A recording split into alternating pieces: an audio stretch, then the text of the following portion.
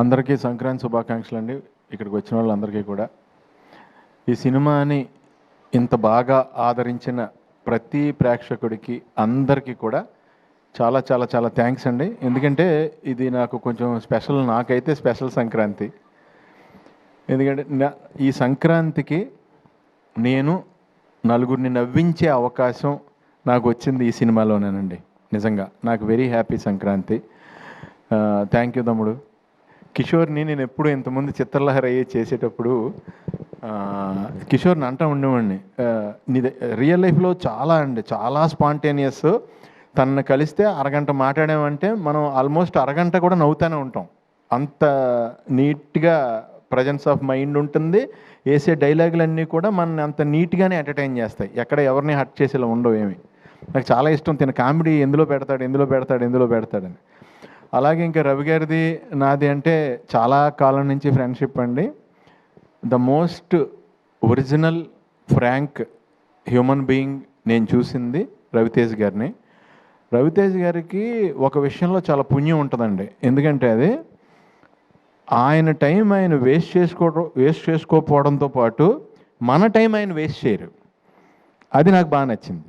ఎందుకంటే ఒక 1 minute చెప్పే మ్యాటర్ని ఆయన అరగంట చెప్పరు, ఎప్పుడు ½ minute చెప్తారు. సో మన టైం కూడా బాగా సేవ్ అయింది కదండి. ఏమైనా సంపాదించగలం, టైం మళ్ళీ సంపాదించలేం కదా. అందు గురించి ఆ రకంగా చాలా థ్యాంక్స్ అన్నయ్య.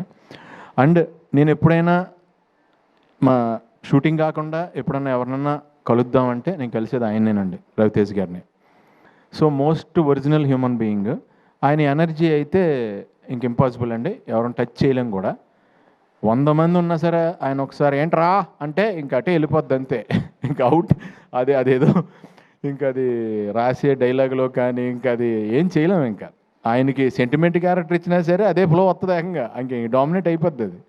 సో ఈ సినిమా నాకు భీమవరం నుంచి నా ఫ్రెండ్ వర్మన్, తను ఫోన్ చేసి చాలా కాలం తర్వాత నాకు ఫోన్ చేశాడు. తను సినిమా చూసిన వెంటనే ఫోన్ చేసి, అరే చాలా కాలం అయిందిరా నీ కామెడీ చూసి, నేను ఎంజాయ్ చేసి ఫుల్ ఫిలిము విపరీతంగా నవ్వుకుని ఎంజాయ్ చేశానురా, నిజంగా కడుపు నిండిపోయిందిరా ఈ పండగకి, చాలా బాగా చేసావు అని నా ఫ్రెండ్స్ నుంచి కూడా నాకు మంచి అప్లాజ్ తెచ్చిన సినిమా అండి.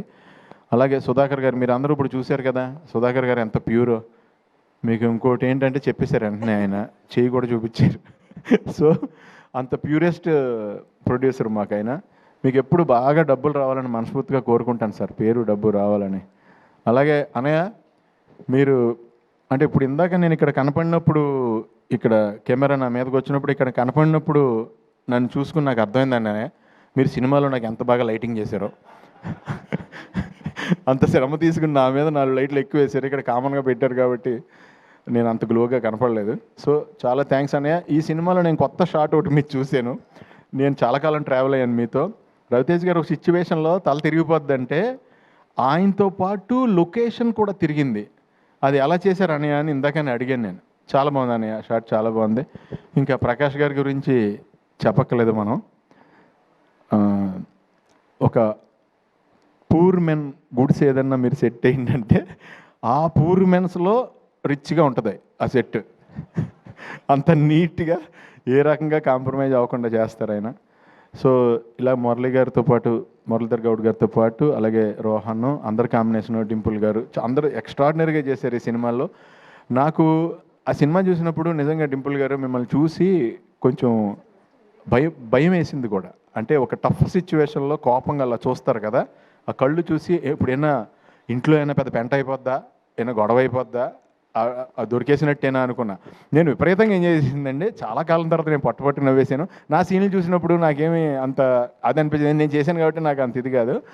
వెన్నెల కిషోర్ గారి 2-3 డైలాగ్స్కి విపరీతంగా నవ్వాను. సత్య గారిది దొరికేసిన తర్వాత రియాక్షన్, కవర్ చేసే రియాక్షన్ ఒకటి ఉంటుంది, దానికి విపరీతంగా నవ్వా. మెయిన్ అండి తిన రోహను ఎలా కవర్ చేయాలో తెలియక దొరికేస్తున్నాడని హీరో, బాబాయ్ గర్భసంచిలో నొప్పి వచ్చేస్తున్నా బాబాయ్ అంటే, ఈయన తర్వాత నీకు గర్భసంచి ఎందుకు ఉంటుందిరా, ఓవరాక్షన్ చేస్తున్నాం ఏంట్రా, నీకు గర్భసంచి ఎలా ఉంటుందిరా అంటే దానికి విపరీతంగా నవ్వుకున్నానండి ఆ సిచ్యువేషన్ ప్రకారం.